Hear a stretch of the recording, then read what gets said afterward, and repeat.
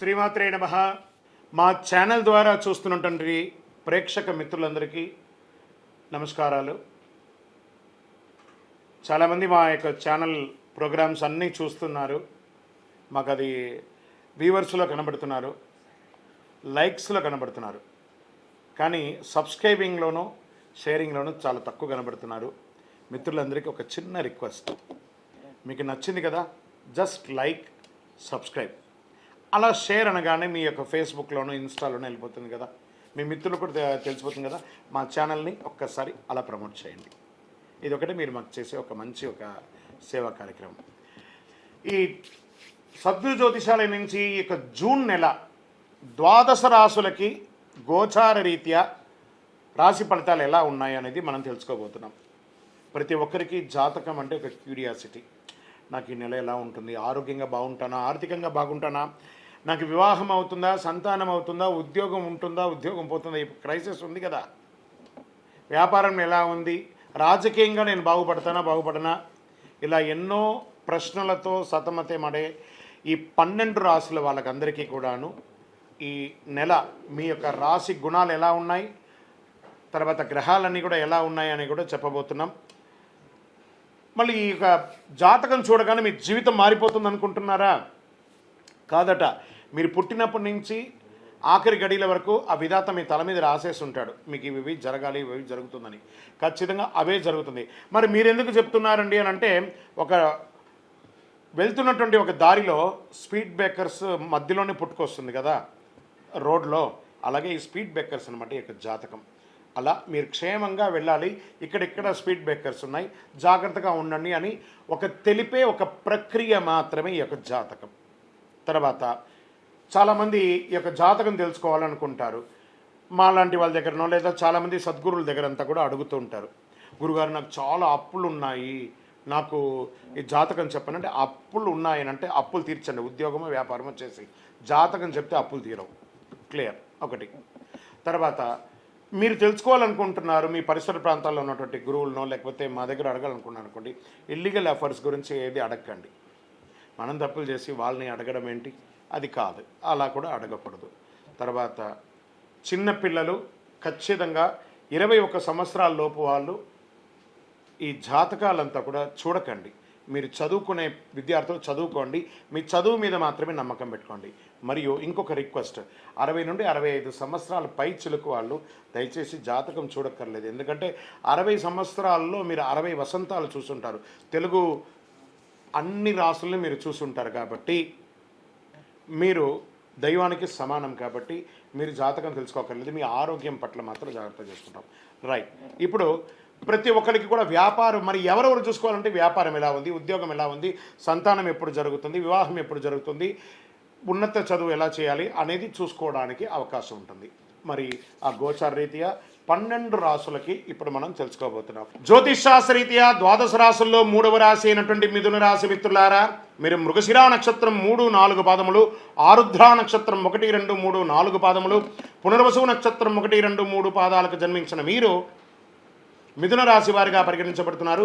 ఈ జూన్ నెల మీకు శుభాశుభ ఫలితాలు ఎలా ఉన్నాయంటే, సూర్యుడు 12 జన్మస్థానంలో ప్రతికూలంగా ఉన్నాడు, అంగారకుడు 11 స్థానంలో అనుకూలంగా ఉన్నాడు, బుధుడు 12 స్థానంలో అనుకూలం, గురు 12 స్థానంలో ప్రతికూలం, శుక్రుడు 12 జన్మస్థానంలో అనుకూలం, శనీశ్వరుడు 9వ స్థానంలో ప్రతికూలం, రాహు 10వ స్థానంలో ప్రతికూలం, కేతువు 4వ స్థానంలో ప్రతికూలంగా ఉన్నారు. అంగారకుడు, బుధుడు, శుక్రుడు అనుకూల ఫలితాలు ఇస్తున్నారు, మిగతా గ్రహాలన్నీ ప్రతికూలంగా ఉన్నాయి. కాబట్టి కాస్త మెతక ధోరణి అవలంబించడానికి ప్రయత్నం చేయండి. మీకు చాలా తెలుసు అంటే మీ మనసులో పెట్టుకోండి, చాలా తెలిసినట్టు నటించండి, తెలియదన్నట్టుగా నటించండి. తెలిసినా కూడా వ్యాపారం మొదటి 2 వారాలు చాలా బాగుంటుంది, 3, 4 వారాలు కాస్త ఇబ్బంది కలిగే వాతావరణం కనబడుతున్నాయి. రావలసిన ధనం ఆలస్యంగా అవుతుంది. ఉద్యోగస్తులకు కొంత జాగ్రత్తగా ఉండాలి. సహ ఉద్యోగులతో, అధికారులతో ఇబ్బందికరమైనటువంటి వాతావరణం కనబడుతుంది. ఉద్యోగ ప్రయత్నంలో ఉన్నటువంటి వారికి తాత్కాలికంగా ఉద్యోగాలు వచ్చే అవకాశాలు ఉన్నాయి, పర్మనెంట్ ఉద్యోగాలు కావు. దానికి 1-2 నెలలు వెయిట్ చేయండి. విద్యార్థులకి బుధుడు కాస్త అనుకూలం కలిగిస్తున్నాడు. ఆర్థికంగా, మానసికంగా, శారీరకంగా నిర్మాణాత్మక కార్యక్రమాలు చేపట్టాలి. మీరు వ్యాపారంలోనూ ఉద్యోగంలోనూ ఉన్నవారు మీ యొక్క నైపుణ్యతను చాటడానికి ప్రయత్నం చేయండి. ఆత్మవిశ్వాసంతో పనులు పూర్తి చేయండి. ఇది మీకు చాలా కలిసి వచ్చే ప్రతి పనిని ఆత్మవిశ్వాసంతో పూర్తి చేస్తారు. భార్యాభర్తల మధ్య ఉన్నటువంటి సఖ్యత కొంచెం లోపమైన వాటి అన్నిటి కూడా కూర్చొని మాట్లాడి సవరించుకుంటే చాలా మంచిది. కాస్త ఆలస్యమైన మాట్లాడి చక్కబెట్టుకోండి. సాహిత్య రంగంలో కళాకారులకి బాగా కలిసి వస్తుంది. మంచి అవకాశాలు వస్తాయి, గుర్తింపు వస్తుంది. శుభకార్యాలు, ఇంట్లో గృహంలో శుభకార్యాలు చేసే అవకాశాలు ఉన్నాయి. దానికోసం అధిక సంఖ్యలో ఖర్చు అయ్యే అవకాశాలు ఉన్నాయి. షేర్ మార్కెట్ స్పెక్యులేషన్ బాగా కలిసి వస్తుంది. ఇండస్ట్రీస్, పారిశ్రామికవేత్తలకి ఇండస్ట్రీ టూర్స్ వెళ్ళే అవకాశాలు ఉంటాయి. పట్టిందల బంగారం చెప్పచ్చు. రాజకీయ నాయకులకి కాస్త యోగమే, కానీ కష్టం మీద నెగ్గుకుంటూ వచ్చేస్తారు, కానీ నెగ్గుకుంటూ వస్తారు. చంద్రాష్టమం జూన్ 23/6/2024 10:48 రాత్రి నుండి 26/6/2024 1:49 ఉదయం అంటే మిడ్ నైట్ ఆ సమయం వరకు చంద్రాష్టమం ఉంటుంది. 2.5 రోజులు. జాగ్రత్త జాగ్రత్త జాగ్రత్త. వాహనం నడిపేటప్పుడు, సంతకం పెట్టేటప్పుడు, ఇలాంటప్పుడు జాగ్రత్తగా ఉండండి. ఈ నెల మీకు లక్కీ నెంబర్ 5 అని చెప్పచ్చు. వెంకటేశ్వర స్వామి వారిని ప్రార్థన చెయ్యండి. కలియుగ వెంకటేశ్వర స్వామి వారిని ఒకసారి కాలినడకన వెళ్ళి మొక్కు తీర్చుకొని రండి అవకాశం ఉంటే, లేదా వెళ్ళి దర్శనమైనా చేసుకొని రండి. పసుపు కలర్ బాగా కలిసి వస్తుంది, గోల్డ్ కలర్ అవన్నీ కలిసి వస్తుంది మీకు. దీపం, మీ యొక్క వయసు ఎంత ఉందో అన్ని దీపాలు వెలిగించండి పరిహారంగా. గోచార ప్రకారంగా ఈ యొక్క జాతకం తెలుసుకున్నారు కదా. మీ యొక్క వ్యక్తిగత జాతకం తెలుసుకోవాలనుకుంటే మీ పరిసర ప్రాంతాల్లో ఉన్నటువంటి జ్యోతిషాస్త్ర నిపుణుల్ని, సద్గురుని సంప్రదించి తెలుసుకోండి. లేదా మా ద్వారానే తెలుసుకోవాలనుకుంటే కింద ఉన్న వాట్సాప్ నెంబర్కి మీ పేరు, date of birth, time of birth, place of birth WhatsApp చేయండి. మా అడ్మిన్స్ మీకు రిప్లై ఇస్తారు. కాల్ చేయకండి. ఇంకనూ అద్భుతమైనటువంటి ఫలితాలు రావడానికి సిద్ధంగా ఉండండి. విజయోస్తు. ఈ 12 జ్యోతిష శాస్త్రం ద్వారా 12 రాసుల వారికి మనం గోచార ప్రకారంగా చెప్పుకున్నాం కదా.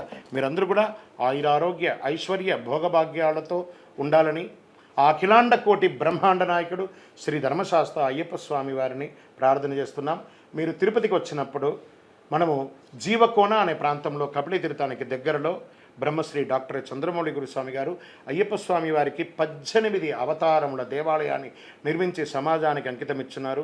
ఆ దేవాలయంలో అడుగు పెట్టాలంటే పూర్వజన్మ సుకృతం ఉండాలి. అలాంటి అద్భుతమైనటువంటి దేవాలయాన్ని మీరందరూ వచ్చి దర్శనం చేసుకోవాలని కోరుకుంటున్నాం. మీకోసం, మీ యొక్క యోగక్షేమం కోసం ఎప్పుడూ ప్రార్థన చేస్తూ ఉంటాం. వందే మాతరం, వందే మాతరం, వందే మాతరం. చంద్రమౌళి వెంకటేష్ శర్మ.